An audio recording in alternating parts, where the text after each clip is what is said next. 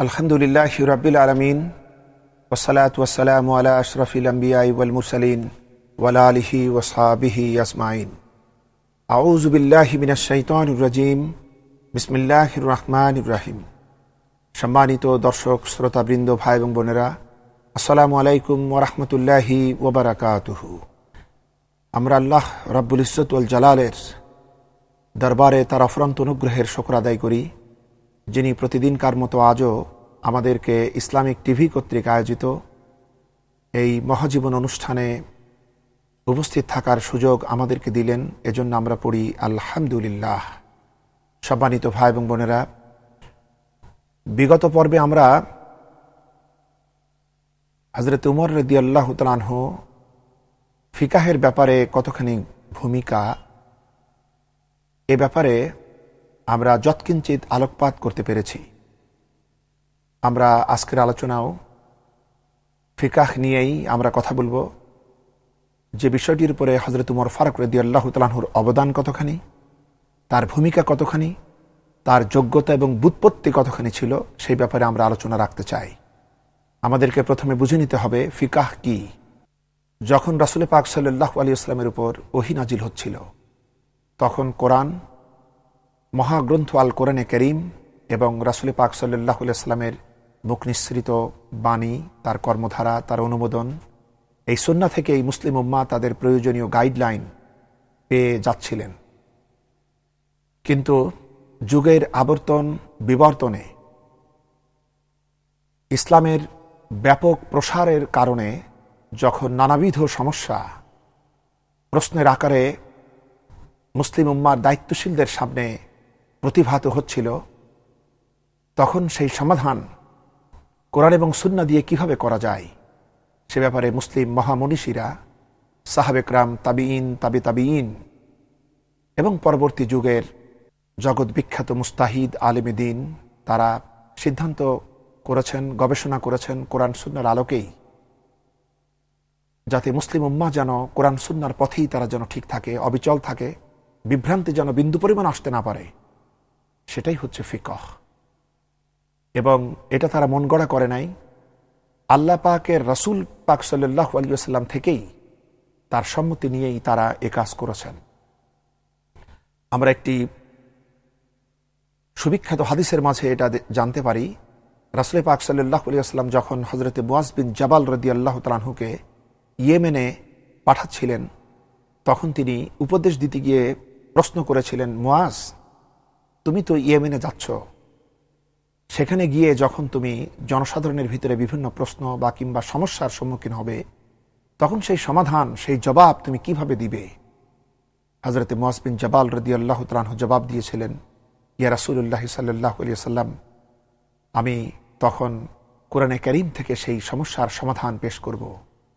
হুজুর পাক সাল্লাল্লাহু আলাইহি ওয়াসাল্লাম আবার প্রশ্ন করেছিলেন, মুআজ, যদি এমন কোনো প্রশ্ন কিংবা সমস্যা আসে যার সমাধান কোরআনে যদি না পাও, তখন হযরত মুআজ রাদিয়াল্লাহু তাআলা আনহু জবাব দিয়েছিলেন, তাহলে আমি আপনার সুন্নাহ থেকেই জবাব প্রদান করব। হুজুর পাক সাল্লাল্লাহু আলাইহি ওয়াসাল্লাম বলেছিলেন, যদি এমন কোনো সমস্যার মুখোমুখি হও যার সমাধান কোরআনেও পেলে না, সুন্নাতেও পেলে না, তাহলে কি করবা? হযরত মুআজ বিন জাবাল রাদিয়াল্লাহু তাআলা আনহু বলেছিলেন যে, ইয়া রাসূলুল্লাহ সাল্লাল্লাহু আলাইহি ওয়াসাল্লাম, কোরআন সুন্নাহর যে ইলম আমার আছে, আমি তার আলোকেই সেই সমস্যার সমাধান দেব। এতে হুজুর সাল্লাল্লাহু আলাইহি ওয়াসাল্লাম তার এই প্রতিনিধি মুআজ বিন জাবালের প্রতি এত সন্তুষ্ট হয়েছিলেন যে তিনি তখনই আল্লাহ পাকের শুকর আদায় করে বলেছিলেন যে, আমি আল্লাহ পাকের শুকরিয়া জানাই, যিনি নবীর প্রতিনিধিকে নবীর পছন্দ মতো সিদ্ধান্ত ঘোষণার যোগ্যতা দান করেছেন। সম্মানিত ভাই এবং বোনেরা, এটাই হচ্ছে ফিকাহ, যে অর্থাৎ কোরআন এবং সুন্নাহর আলোকে নতুন যুগের প্রেক্ষাপটে যে প্রশ্ন আসবে তার সমাধান যেটা দেওয়া হয়, সেটাই হচ্ছে ফিকাহ। হযরত উমর ফারুক রাদিয়াল্লাহু তাআলা আনহু তার সমকালীন সাহাবাদের মধ্যে এই বিষয়ে তারই যোগ্যতা ছিল সর্বাধিক। হযরত আব্দুল্লাহ বিন মাসউদ রাদিয়াল্লাহু তাআলা আনহু বলেছেন যে, একটি বছর একাধারে ইবাদত করার চাইতে হযরত উমর ফারুক রাদিয়াল্লাহু তাআলা আনহুর মজলিসে একটি ঘন্টা অবস্থানকে আমি শ্রেষ্ঠ মনে করি। এর দ্বারা আমরা বুঝতে পারি যে হযরত উমর ফারুক রাদিয়াল্লাহু তাআলা আনহুর জ্ঞান গরিমা, তার বিশ্লেষণ শক্তি কতখানি অসাধারণ ছিল এতে কোনো সন্দেহ নাই। সম্মানিত ভাই এবং বোনেরা, হযরত আব্দুল্লাহ ইবনে আব্বাস রাদিয়াল্লাহু তাআলা আনহু এবং হযরতে আব্দুল্লাহ বিন মাসউদ রাদিয়াল্লাহু তাআলা আনহু এবং আব্দুল্লাহ বিন উমর রাদিয়াল্লাহু তাআলা আনহু ইসলামের এই জগৎ বিখ্যাত মহামনীষীদেরকে তৈরি করেছিলেন হযরত উমর ফারুক রাদিয়াল্লাহু তাআলা আনহু নিজের আপন তত্ত্বাবধানে। তিনি আব্দুল্লাহ ইবনে আব্বাস রাদিয়াল্লাহু তাআলা আনহুকে এত স্নেহ করতেন, এত ভালোবাসতেন তিনি, যে তিনি তাকে, তার বয়স স্বল্প হলেও তিনি তাকে বদর যুদ্ধের সাহাবীদের মাঝে বসাতেন এবং যখন বিভিন্ন তাত্ত্বিক কোনো আলোচনা হতো তখন তিনি বর্ষিয়ান সাহাবীদের কাছে যেমন আলোচনার সমাধান শোনা পছন্দ করতেন, তিনি এই ছোট্ট সাহাবী আব্দুল্লাহ ইবনে আব্বাস রাদিয়াল্লাহু তাআলা আনহুর কাছেও শুনতে পছন্দ করতেন। এজন্য কখনো কখনো এই বর্ষিয়ান সাহাবীদের ভিতর থেকে আপত্তি দেখা যেত, তারা অনেক সময় ঈর্ষান্বিত হতেন। এ বর্ণনা করেছেন আব্দুল্লাহ ইবনে আব্বাস নিজেই, যে আমাকে হযরত উমর ফারুক রাদিয়াল্লাহু তাআলা আনহু এত বেশি স্নেহ করতেন এবং তাদের সাথে নিতেন, চলতেন, বসাতেন, যে কারণে তারা ঈর্ষান্বিত হয়ে প্রশ্ন করতেন যে এই অল্প বয়স্ক ছেলেটাকে কেন আমাদের মাঝে ডাকা হয়, অথচ আমাদেরও তো তার বয়সী সন্তান আছে, তাদেরকে তো এরকম ডাকা হয় না। তখন হযরত উমর ফারুক রাদিয়াল্লাহু তাআলা আনহু জবাবে বলতেন যে আপনারাই বলুন, আপনারা তো সকলেই জানেন এই ছেলেটি সম্পর্কে আল্লাহ পাক তাকে কতখানি প্রতিভা জ্ঞান দান করেছেন। সম্মানিত ভাই এবং বোনেরা, এইভাবে হযরতে আব্দুল ইবনে আব্বাস রাদিয়াল্লাহু তাআলা আনহু যখন সাহাবীদের মজলিসে বসে কোনো বিষয় যখন আলোচনা চলত, তিনি তার বয়সের স্বল্পতা হেতু নিজেই সংকোচ বোধ করতেন, কি করে আমি এই সময় কোনো কথা বলি। কিন্তু হযরত উমর ফারুক রাদিয়াল্লাহু তাআলা আনহু তখন তাকে উৎসাহিত করতেন এই বলে যে আব্দুল্লাহ ইবনে আব্বাস, তুমি বলতে থাকো, জ্ঞান কখনো বয়সের উপরে নির্ভর করে না। সম্মানিত ভাই এবং বোনেরা, আমরা বিভিন্ন সময় শুনতে পাই যে ছোটদেরকে আমরা অবহেলা করতে গিয়ে তারা যদি কোনো উপযুক্ত কোনো কথা আমাদের মুখের সামনে বলে ফেলে, তাহলে অনেক সময় তাদেরকে শাসন করতে গিয়ে, তাদেরকে হেয় করতে গিয়ে, তাদের অযোগ্যতা প্রমাণ করতে গিয়ে আমরা অনেকেই এরকম কথা বলি যে আমি কি তোমার চাইতে কম বুঝি, দেখো আমার চুল পেকে গেছে, দাড়ি পেকে গেছে, সুতরাং আমি কি কম বুঝি। কিন্তু সম্মানিত ভাই এবং বোনেরা, জ্ঞান, অভিজ্ঞতা, প্রজ্ঞা, বিশ্লেষণের শক্তি এগুলো সবসময় বয়সের উপর নির্ভর করে না। চুল পাকা, দাড়ি পাকা এটা বার্ধক্যের চিহ্ন হতে পারে, কিন্তু এটা কোনো মতেই জ্ঞানের চিহ্ন নয়। জ্ঞান হচ্ছে অর্জনের বিষয়, সাধনার বিষয়, আল্লাহ পাকের মেহেরবানির বিষয়, যেটা আমরা এই রাইসুল মুফাসসিরিন হযরত আব্দুল্লাহ ইবনে আব্বাস রাদিয়াল্লাহু তাআলা আনহু তার স্বল্প বয়স হলেও তার বিশ্লেষণী শক্তি এর পরিচয় আমরা পরবর্তী সময় পাই, যার কারণে হযরত উমর ফারুক রাদিয়াল্লাহু তাআলা আনহু এই তিনজন আব্দুল্লাহ, একটি হচ্ছে তার পুত্র আব্দুল ইবনে উমর, আরেকটি হচ্ছে আব্দুল ইবনে মাসউদ এবং আরেকটি হচ্ছে আব্দুল্লাহ ইবনে আব্বাস রাদিয়াল্লাহু তাআলা আনহু, তাদেরকে তিনি এমনভাবে গঠন করেছিলেন যে পরবর্তীতে বিভিন্ন বিষয়ে যদি হযরত উমর ফারুক রাদিয়াল্লাহু তাআলা আনহু এবং তাদের সমাধান যদি আমরা দেখি, তাহলে আমরা অবাক হয়ে দেখি যে হযরত উমর ফারুক রাদিয়াল্লাহু তাআলা আনহুর সিদ্ধান্তের সাথে তাদের সিদ্ধান্ত কতখানি ওতপ্রোতভাবে মিলে গিয়েছে। সাহাবাদের ভিতরে যদিও অসংখ্য সাহাবা এমন ছিলেন যারা ফতোয়া দেওয়ার যোগ্যতা রাখতেন, ইসলামের সকল দিক ও বিভাগের উপরে সর্বোত্তম জ্ঞানের অধিকারী তারা ছিলেন, তবুও তারা ফতোয়া দেওয়ার ব্যাপারে অত্যন্ত সাবধানতা অবলম্বন করতেন। এবং এরকমই ছিল নির্দেশ, হযরত উমর ফারুক রাদিয়াল্লাহু তাআলা আনহু নিজেও সবাইকে ইচ্ছামতো ফতোয়া দেওয়ার কোনো অধিকার তিনি দান করেননি। আমরা আমাদের দেশ সহ বিভিন্ন জায়গায় বিভিন্ন সময় এরকম প্রশ্নের মুখোমুখি হয়ে পড়ি, বিভিন্ন পত্র পত্রিকায় আমরা এগুলো দেখতে পাই যে ফতোয়ার বিভিন্ন অপব্যবহারের কারণে অনেক সমস্যাও দেখা যায়। যে জন্য ইসলামের এই শ্রেষ্ঠতম ব্যবস্থা, এই যে ফিকহ, এই যে ফতোয়া বিভাগ, এর উপরও অনেক ব্যক্তিবর্গ না জানা হেতু নানা রকমের কথাবার্তা বলেন। এর জন্য তারাও যেমন তাদের অজ্ঞতার জন্য দায়ী, আমরাও আমাদের বিভিন্ন সতর্কতাহীনতার জন্য আমরাও কম দায়ী নই। কিন্তু আমাদের বুঝতে হবে যে এটা একটা কঠিন সাবজেক্ট, এবং কোরআন এবং সুন্নাহর উপরে যাদের ব্যুৎপত্তি অর্জন হয় নাই, যারা পরিপূর্ণ জানেন না এবং যাদেরকে ইসলামী শাসন কর্তৃপক্ষ থেকে ক্ষমতা দেওয়া হয় নাই, তাদের পক্ষে ইচ্ছামতো মন গড়া ফতোয়া দেওয়া কোনো মতেই কাম্য নয়। সম্মানিত ভাই এবং বোনেরা, তাই আমরা বলছি যে সাহাবে কেরামেরা সকলেই ইসলামের উপরে রাসূল পাক সাল্লাল্লাহু আলাইহি সাল্লাম থেকে পরিপূর্ণ জ্ঞানের অধিকারী ছিলেন। তা সত্ত্বেও হযরত ওমর ফারুক রাদিয়াল্লাহু তাআলা আনহুর সময়কালে তিনি সবাই কিন্তু এরকম ফতোয়ার দেয় নাই এবং এর অপব্যবহারও ছিল না, যার কারণে আমরা দেখতে পাই অন্তত 6 জন সাহাবী তারা এই ব্যাপারে নিযুক্ত ছিলেন এবং তারাই ফতোয়া দিতেন। তাদের নাম ছিল, তার ভিতরে একজন তো ছিলেন হযরত ওমর ফারুক রাদিয়াল্লাহু তাআলা আনহু, এরপরে ছিলেন হযরত আলী রাদিয়াল্লাহু তাআলা আনহু, হযরত উবাই বিন কাব রাদিয়াল্লাহু তাআলা আনহু, আব্দুল ইবনে মাসউদ রাদিয়াল্লাহু তাআলা আনহু এবং হযরত যায়েদ বিন সাবিত রাদিয়াল্লাহু তাআলা আনহু আর হযরত আবু মুসা আশআরী রাদিয়াল্লাহু তাআলা আনহু। এনারা সব এই ফতোয়া বিভাগের দায়িত্ব যথাযথভাবে আঞ্জাম করতেন। সুতরাং আমাদেরকেও নিজেদের সিদ্ধান্ত এভাবেই নিতে হবে। বিভিন্ন মুসলিম দেশগুলোতে গ্র্যান্ড মুফতির ব্যবস্থা আছে, আমাদের দেশেও তা হতে হবে এবং আল্লাহ পাকের মেহেরবানি আমাদের দেশে সহ সারা মুসলিম দেশে মুসলিম উম্মার ভিতরে অসংখ্য যোগ্যতা সম্পন্ন মুস্তাহিদ, আলিম, মুহাদ্দিস, ফকিহ রয়েছেন। আমাদের ভিতরে ঐক্যবদ্ধতা থাকতে হবে জরুরি এবং ঐক্যের মাধ্যমে আমরা সম্মিলিত সিদ্ধান্তের মাধ্যমেই যেন আমরা মুসলিম উম্মার সমাধান করতে পারি, এ ব্যাপারে আমাদেরকে সচেষ্ট হতে হবে। সম্মানিত দর্শক শ্রোতৃ মণ্ডলী, ফতোয়ার কথা বলতে গিয়ে একথাও বলতে হয় যে দুঃখজনক হলেও এটা নিতান্ত সত্য। আমরা বিভিন্ন পর্যায়ে বিভিন্ন পত্রপত্রিকায় বিভিন্ন বক্তব্য বিবৃতির মধ্যে আমাদের দেশে আমরা এটা জানতে পেরেছি। বিভিন্ন সময় এই ফতোয়াকে কেন্দ্র করে বিভিন্ন রকম কথাবার্তা দিয়ে পানি ঘোলা করা হয়। বিভিন্ন সময় বলা হয় ফতোয়াকে ঘৃণা করে, ফতোয়াকে অপমান করে বলা হয় যে যারা ফতোয়া দেন তারা হচ্ছে ফতোয়াবাজ। এরকম কথা আমরা শুনি, কিন্তু আমরা অত্যন্ত বিনয়ের সাথে এর প্রতিবাদে এতটুকুই বলতে চাই যে আসলে মতলববাজ যারা, তারাই আসলে ফতোয়া যারা দেন সেসব মুফতিদেরকে তাদের মতলবী মনোবৃত্তি চরিতার্থ করার জন্য বিভিন্ন ষড়যন্ত্রের শিকার হয়েই তারা এই ফতোয়াবাজ শব্দের উৎপত্তি তারা সাধন করেছেন। আমরা এর তীব্র প্রতিবাদ জানাই। ফতোয়াবাজ শব্দটা অত্যন্ত ইসলামী বিরোধী শব্দ এবং এটা অত্যন্ত শ্রুতি কটু শব্দ।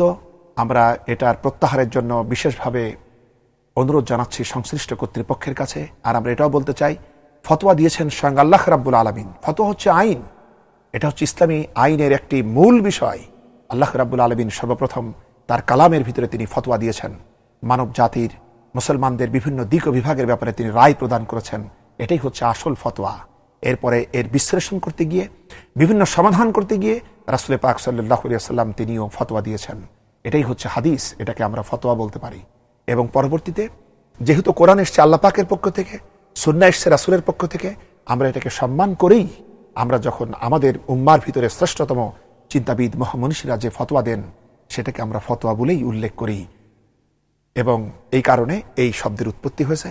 কিন্তু এই শব্দটা কোরআনে কারীমের মধ্যেই আছে, এটা আমাদের বুঝতে হবে। সুতরাং যারা ফতোয়াকে ঘৃণা করে ফতোয়াবাজ বলেন, এটা তাদের জন্য অবশ্যই অন্যায় এবং তাদের জন্য অবশ্যই আল্লাহ পাকের দরবারে তওবা করতে হবে এবং ক্ষমা চাইতে হবে মুসলিম উম্মার কাছে। বরং আমরা এটা বলতে চাই যে মতলববাজ ব্যক্তিরাই ফতোয়াবাজের উৎপত্তি করেছেন, তারা যেন তাদের মতলব বন্ধ করেন এবং তারা যেন ফতোয়ার প্রতি শ্রদ্ধাশীল হন। এবং আমরা এটাও বলতে চাই যে ফতোয়ার শব্দের এই ফতোয়ার যেন বিভ্রান্তি না হয়, যে জন্য আমিও আমাদের ইসলামের ব্যাপারে সংশ্লিষ্ট মহলকে, সংশ্লিষ্ট দায়িত্বশীলদেরকে বিনয়ের সাথে অনুরোধ করব, তাদেরকে এই ব্যাপারে সর্বোচ্চ সতর্কতা অবলম্বন করতে হবে, যেন গ্রামগঞ্জের কোনো সাধারণ বকলম কোনো মৌলবী সাহেবরা যেন এই ফতোয়ার এই যে গুরুত্বপূর্ণ বিষয়ের হাতিয়ার যেন তারা উঠায় না নেন, তারা যাতে ফতোয়ার অপব্যবহার না করেন। এজন্য আমি উদাত্ত কণ্ঠে আহ্বান জানাই যে আপনারাও মেহেরবানি করে মতলববাজীদেরকে এরকম কথা বলার সুযোগ আপনারা দিবেন না। প্রত্যেকে যখন আপনাদের সামনে বিভিন্ন মানুষেরা বিভিন্ন সমস্যায় পড়ে রাসূল পাক সাল্লাল্লাহু আলাইহি ওয়াসাল্লামের এই মুসলিম উম্মতেরা নানা কারণে আপনাদের কাছে যখন যায়, তখন আপনারা সেই জেলা শহর কিংবা বিভাগীয় শহরের সবথেকে বড় আলিমের কাছে তাকে পাঠিয়ে দিবেন, যেন সেখান থেকে তারা কোরআন এবং সুন্নাহর সঠিক সমাধান নিয়ে তাদের জীবনকে গঠন করতে পারেন। এই অনুরোধ আমরা আপনাদের কাছে করছি। সম্মানিত ভাই এবং বোনেরা, হযরত ওমর ফারুক রাদিয়াল্লাহু তাআলা আনহু ইসলামের প্রথম দিকেই রাসূল পাক সাল্লাল্লাহু আলাইহি ওয়াসাল্লামের জীবদ্দশায় তিনি সর্বোচ্চ সতর্কতা অবলম্বন করেছেন যে তিনি তখন থেকেই ইসলামের এই বিশ্লেষণী বিষয়গুলা এবং পরবর্তীকালে মুসলিম উম্মার ভিতরে যে সমস্যা আসতে পারে তার সমাধানের জন্য তিনি তার মেধা খরচ করেছেন এবং তিনি রাসূল পাক সাল্লাল্লাহু আলাইহি ওয়াসাল্লামের কাছ থেকে তিনি সে সংক্রান্ত সঠিক দীক্ষা অর্জন করেছিলেন। আমরা জানি যখনই কোনো সমস্যা আসতো তার সমাধানের জন্য সাহাবে একরাম হুজুর পাক সাল্লাল্লাহু আলাইহি ওয়াসাল্লামের কাছ থেকে জেনে নিতেন। কিন্তু তারপরও হযরত উমর ফারুক রাদিয়াল্লাহু তাআলা আনহু যেভাবে সাহসের সাথে প্রশ্ন করে তিনি জানতেন এবং তিনি সকল বিষয় জানার জন্য যতক্ষণে চেষ্টিত ছিলেন, এত সাহস কিন্তু অন্য সাহাবাদের ছিল না। যার কারণে হযরত উমর ফারুক রাদিয়াল্লাহু তাআলা আনহু সাহাবে একরামদের ভিতরে সর্বোচ্চ মুফতি বলতে পারেন, সর্বোচ্চ ফতোয়ার ব্যাপারে, ইসলামের এই সমস্ত বিধি ব্যবস্থার ব্যাপারে তিনি পরিপূর্ণ জ্ঞান অর্জন করেছিলেন, যার সমতুল্য আর কেউ ছিল না। সম্মানিত ভাই এবং বোনেরা, এমনকি ইসলামী ফরায়েজের সব থেকে জটিল মাসালা হচ্ছে কালালার বিষয়। এই বিষয়টা সংক্রান্ত ব্যাপারে হযরত উমর ফারুক রাদিয়াল্লাহু তাআলা আনহু রাসূল পাক সাল্লাল্লাহু আলাইহি ওয়াসাল্লামকে এত প্রশ্ন করেছেন যে এক পর্যায়ে হুজুর সাল্লাল্লাহু আলাইহি ওয়াসাল্লাম বিরক্ত হয়ে বলেছেন, উমর এসো, আমি তোমাকে সূরা নিসার সর্বশেষ আয়াতটা দেখাই। আমি বিশ্বাস করি, আমার মনে হয় এই আয়াতটা দেখলেই তুমি কালালার বিষয়টা বুঝতে পারবে। সম্মানিত ভাই এবং বোনেরা, সুতরাং হযরত উমর ফারুক রাদিয়াল্লাহু তাআলা আনহু সর্বদাই সচেষ্ট ছিলেন ইসলামের এই সমস্ত যুক্তিপূর্ণ বিষয়গুলি, অস্পষ্ট বিষয়গুলি যেগুলো পরবর্তীতে আসে নাই, পরবর্তীতে আসতে পারে, সেই বিষয়গুলি জানার জন্য তিনি সর্বদা পেরেশান থাকতেন এবং চেষ্টিত থাকতেন।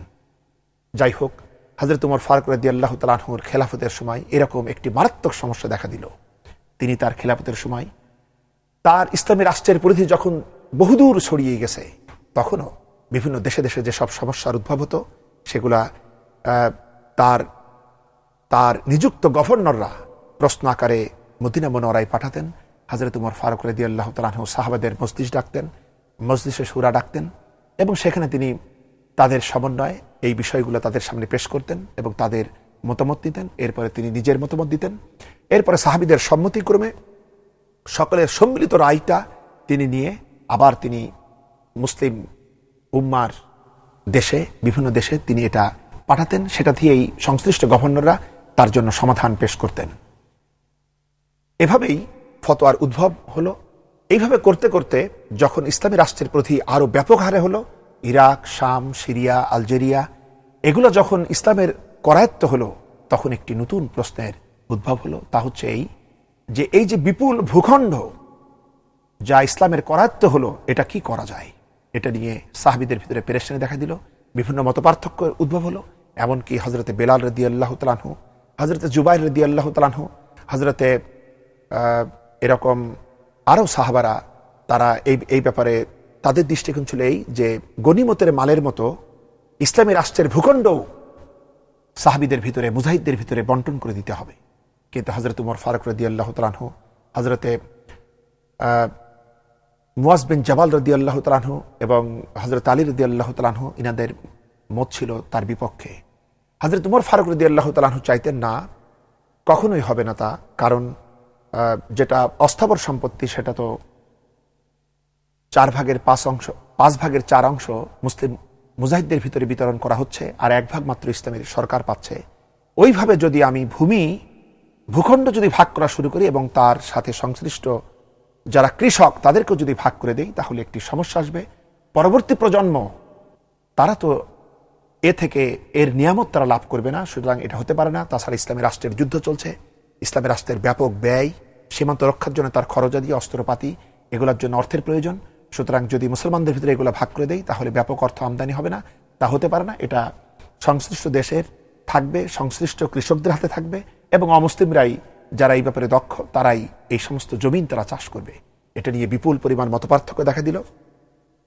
এক পর্যায়ে এমন অবস্থা শুরু হলো যে সাহাবীদের ভিতরে কেউ কেউ একথা বলে ফেললেন যে আপনি কিন্তু আমাদের প্রতি জুলুম করছেন।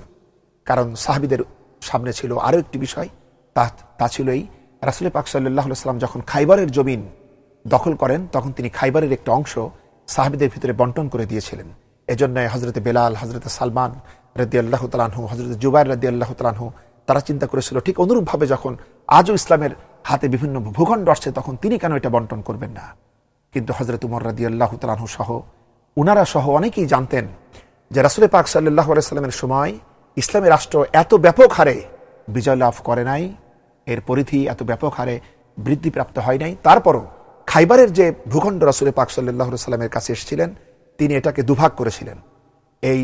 এই দুভাগের ভিতরে 18 অংশ, 18 এই যে 36 ভাগ, এই 36 ভাগের ভিতরে অর্ধেক অংশ তিনি ইসলামী রাষ্ট্রের জন্য নিয়েছিলেন, আর বাকি 18 ভাগ তিনি মুসলমানদের ভিতরে বন্টন করে দিয়েছিলেন। সুতরাং তিনি তো গনিমতের মালের মতো 5 ভাগের 4 ভাগ তিনি বন্টন করেন নাই।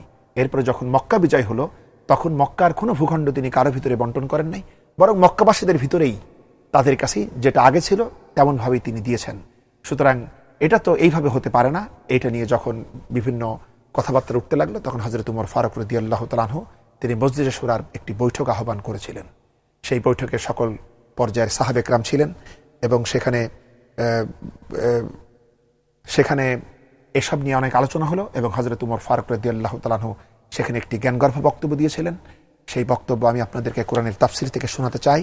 তা হচ্ছে এই যে হযরত উমর ফারুক রাদিয়াল্লাহু তাআলা আনহু সেখানে তিনি তার মতো যখন তাদেরকে বোঝাতে চেষ্টা করলেন বিভিন্ন কথা বলে, তারা যখন বুঝলো না, তখন তিনি মজলিসে শুরার আহ্বান করলেন। করে তিনি বললেন যে, সম্মানিত ভাই বোনেরা, আমি আপনাদেরকে শুধু এজন্য কষ্ট দিয়েছি যে আপনাদের যাবতীয় কাজকর্মের পরিচালনার যে দায়িত্ব আমার উপর ন্যস্ত করা হয়েছে, সেই আমানত রক্ষা করার ব্যবস্থাপনায় আপনারাও আমার সাথে শরীক হবেন। আমি আপনাদেরই একজন, আর আপনারা সেই সব ব্যক্তি যারা সত্যকে মেনে নিয়েছেন। আপনাদের মধ্য থেকে যার ইচ্ছা আমার সাথে একমত হবেন, যার ইচ্ছা আমার কথার প্রতিবাদ করবেন। আমি চাই না আপনারা আমার ইচ্ছার অনুসরণ করেন। আপনাদের কাছে ন্যায় ও সত্যের বিধান হিসাবে আল্লাহ পাকের কিতাব রয়েছে। আমি আল্লাহ পাকের শপথ করে বলছি, যদি আমি কোনো কিছু করার জন্য কোনো কথা বলে থাকি, তাহলে সেক্ষেত্রে ন্যায় ও সত্য ছাড়া অন্য কোনো উদ্দেশ্য আমার নাই। আপনারা তাদের কথা শুনেছেন যাদের ধারণা হয়েছে আমি তাদের প্রতি জুলুম করেছি, কিন্তু না, আমি তো কারো প্রতি জুলুম করার ব্যাপারে মহান আল্লাহ পাকের কাছে আশ্রয় চাই। যা তাদের জুলুম করে আমি যদি তা তাদের না দিয়ে যদি অন্যদেরকে দেই, তাহলে সত্যি সত্যি আমি কিন্তু বড় হতভাগ্য। আমি দেখতে পাচ্ছি কিসরার দেশ ছাড়া বিজিত হওয়ার মতো আর কোনো অঞ্চল নেই। আল্লাহ তাআলা ইরানীদের ধনসম্পদ, তাদের ভূমি এবং তাদের কৃষক আজ আমাদের করায়ত্ত করে দিয়েছেন। আমাদের সৈনিকরা যেসব গনিমত লাভ করেছে, তার 1/5 আলাদা করে তাদেরকে আমি দিয়ে দিয়েছি। এরপরও এখনো কিছু সম্পদ আছে যা পরবর্তীতে আমি তাদেরকে দেব বলে আমি চিন্তা ভাবনা করছি। তবে ভূমি সম্পর্কে আমার মত হচ্ছে এই যে, ভূমি এবং এর চাষাবাদকারীদেরকে বন্টন করব না, বরং ভূমির উপর খারাজ বা ভূমি রাজস্ব এবং কৃষকদের উপর জিজিয়া আরোপ করব। তারা সবসময় এগুলো দিতে থাকবে। এর অর্থ বর্তমান কালের সব মুসলমান, যুদ্ধরত সৈনিক, মুসলমানদের ছোট ছোট ছেলেমেয়ে এবং পরবর্তী বংশধরদের জন্য ফাই হিসাবে এগুলা গণ্য হবে। আপনারা কি দেখছেন না, আমাদের সীমান্ত সমূহ রক্ষার জন্য লোকদের প্রয়োজন অপরিহার্য? আপনারা কি দেখছেন না, এসব বড় বড় দেশ সিরিয়া, আলজেরিয়া, কুফা, বসরা, মিশর, এসব স্থানে সেনাবাহিনী মোতায়েন থাকা দরকার এবং নিয়মিতভাবে তাদের বেতনও দেওয়া দরকার। চাষাবাদকারী সহ এসব ভূমি যদি আমি বন্টন করে দেই, তাহলে এসব খাতে ব্যয়ের অর্থ কোথা থেকে আসবে? হযরত উমর ফারুক রাদিয়াল্লাহু তাআলা আনহু এই বক্তব্য দিলেন এবং 2 দিন পর্যন্ত এই ব্যাপারে প্রচন্ড রকমের আলোচনা বিতর্ক চলতে থাকলো। এবং হযরত উসমান রাদিয়াল্লাহু তাআলা আনহু, হযরত আলী রাদিয়াল্লাহু তাআলা আনহু, হযরত তালহা রাদিয়াল্লাহু তাআলা আনহু এবং আব্দুল্লাহ ইবনে উমর রাদিয়াল্লাহু তাআলা আনহু, ইনারা হযরত উমর ফারুক রাদিয়াল্লাহু তাআলা আনহুর মতকে সমর্থন করলেন। এবং হযরত আলী রাদিয়াল্লাহু তাআলা আনহু এমন কথা বললেন যে, আপনি এ সমস্ত ভূমি চাষাবাদকারীদের কাছে থাকতে দিন এবং তা যেন মুসলমানদের আয়ের একটা উৎস হয়ে থাকে। সম্মানিত ভাই এবং বোনেরা, হযরত মুআয বিন জাবাল রাদিয়াল্লাহু তাআলা আনহু এটাও বললেন যে, আপনি যদি সব বন্টন করে দেন, তার পরিণাম বড় খারাপ হবে। এসব বন্টনের ফলে বড় বড় সম্পদ ও সম্পত্তি মুষ্টিমেয় কিছু লোকের করায়ত্ত হয়ে পড়বে, যারা এসব অঞ্চল জয় করেছে। পরে সব লোক দুনিয়া থেকে বিদায় হয়ে গেলে তাদের উত্তরাধিকারীদের ভিতরে থাকবে। পরবর্তীতে এও হতে পারে যে তখন হয়তো মাত্র উত্তরাধিকারী হিসাবে একজন নারী কিংবা একজন পুরুষ হয়তো বেঁচে থাকবে। তখন যে সমস্যা দেখা দেবে, তখন তো এই হবে যে তখন ব্যাপক সংখ্যক জনতা সেই জমিন লাভ করতে পারবে না। তখন কোরআনে কারিমে যে আয়াত আছে যে, অর্থাৎ শুধুমাত্র এই অর্থ যে তখন থাকবে শুধুমাত্র ধনীদের কাছে, যেটা আল্লাহ পাক নিষেধ করেছেন, এমন হবে। সুতরাং সেই সমস্যা থেকে মুসলিম উম্মাহকে বাঁচানোর দায়িত্ব আপনাদের। সম্মানিত ভাই এবং বোনেরা, আমরা ফিকহের একটি জটিল বিষয়ের উপর আলোচনা করছি, যে জন্য আমরা আপনাদের মনোযোগ আশা করি এবং আমরা দোয়া করি আল্লাহ রাব্বুল আলামিন যেন এই বিষয়গুলি আমাদের বুঝার তৌফিক দেন। আমরা আজ আর সময় নাই, পরবর্তী পর্বে আমরা এই বিষয়ে আরও কিছু আলোচনা করতে চাই। আল্লাহ আমাদেরকে হেদায়েত করুন। আমরা সকলেই পড়ি আমিন। আখিরি দাওয়ানা আলহামদুলিল্লাহি রাব্বিল আলামিন। আসসালামু আলাইকুম ওয়া রাহমাতুল্লাহি ওয়া বারাকাতুহু।